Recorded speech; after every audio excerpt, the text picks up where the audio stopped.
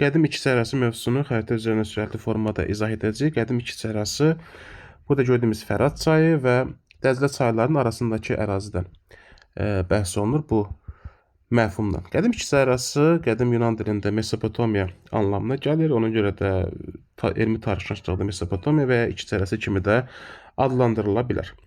İkiz Səhərasını biz iki hissəyə aid etsək, şimal hissəsi əsasən dağlıq və dağətəyi ərazilərdən ibarətdir. Cənub hissəsi, yəni İran körfəzinə tökülən istiqamət, aşağı hissəsi daha münbitdir, düzənlik, bataqlıqlardır. Yəni əkinçilik üçün münbit bir şərait var idi orada. Siyasi məsələlərə keçsə isə, qədim İkiz Səhərasının ilk sakinləri ümumiyyətlə Şumerlilər olmuşdular. Ehtimallara görə 6-cı minillikdə falan gəlib bunlar burada məskunlaşmışdılar və 4-cü minilliyin sonunda isə artıq onlar ilk şəhərlərini yaratmışdılar. Onların ilk şəhəri mötərizəyə aldığımız Eredu şəhəridir. Onun ardında isə digər şəhərlər Ur, Uruk, Ummalla, Laqaş, Nippur kimi və Babil kimi müxtəlif şəhərlər də yavaş-yavaş meydana gəlməyə başlayır. İdarəetmə məsələsinə keçsək isə, şəhərləri ilk əvvəllər En idarə edirdi. Yəni En dediyimiz adam həm hökmdardır, həm də ki, kahindir. Din də bu şəxsin əlindədir, siyasət də, ordu da, hər şey də bu şəxsin əlindədir. Sonradan isə artıq Enin içərisindən sanki iki vəzifə törüyür. Bunun biri Ensidir, biri isə Luqaldır. Yəni burada hakimiyyətin bölüşdürülməsi var artıq. Ensi nə işə baxır? Ensi siyasət işlərini götürür özü öhdəsinə. Luqal isə artıq ordu işlər, yəni hərbi işlər olur Luqalda. Yəni birinci olur En, burada indi sxematik şəkildə də göstərək, En, sonradan Endən iki vəzifə törəyəcək, Ensi və Luqal. Əvvəl Endə hər şey var idi. Ordu, siyasət, din, hamısı. Sonradan isə artıq səlahiyyətlərin bölünməsi baş verir. Siyasət, din işləri qalır Ensidə, Luqalda isə hərbi işlər, müharibə filan, orduya rəhbərlik Luqalın əlində olur.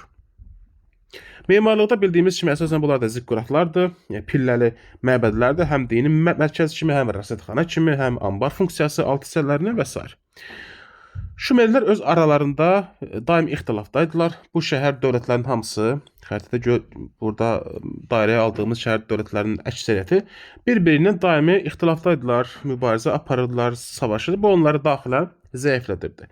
Və eramızdan əvvəl 24-cü əsrdə, 3-cü minilliyin ikinci yarısında Akkadlardan, yəni Samilərdən olan Sargon İkiz Səhərasına hücum edir. Yəni əslində o hücum deyildi, bir növ daxili üsyan idi.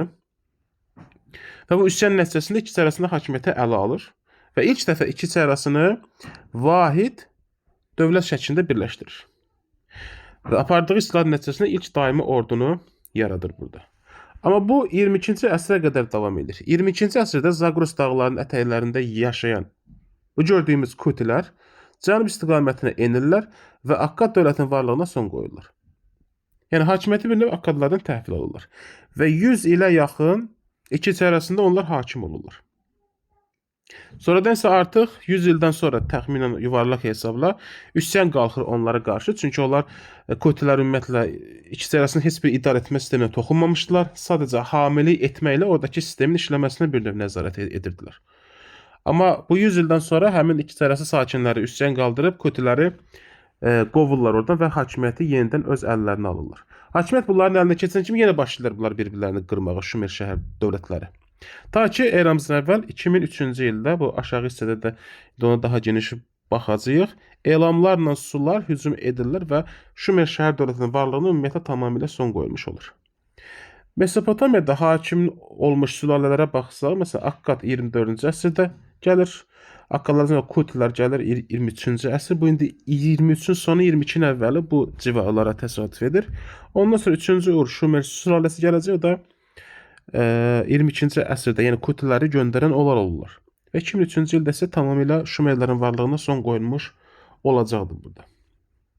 Babil haqqında söhbət açsaq, Babil şəhərinin əsası eramızdan əvvəl 2-ci minillikdə Dəclə Fərat çayının bir-birinə yaxınlaşdığı ərazidə qoyulmuşdu bu şəhər.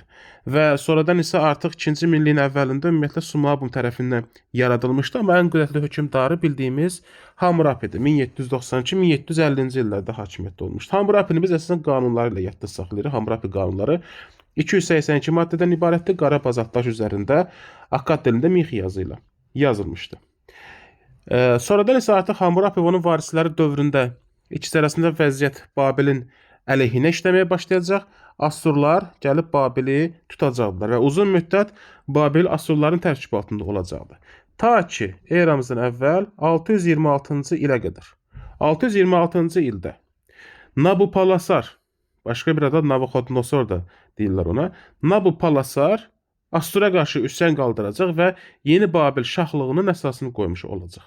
Və bu yeni Babil şahlığı da eramızdan əvvəl 539-cu ilə qədər davam edəcək. 539-da nə baş verəcək? Həmin hökmdar 2-ci Kir gəlib Babili tutacaq və yeni Babil şahlığının varlığına son qoymuş olacaq burada. Bununla da Babilin hakimiyyəti tamamilə başa çatmış hesab olunacaqdır.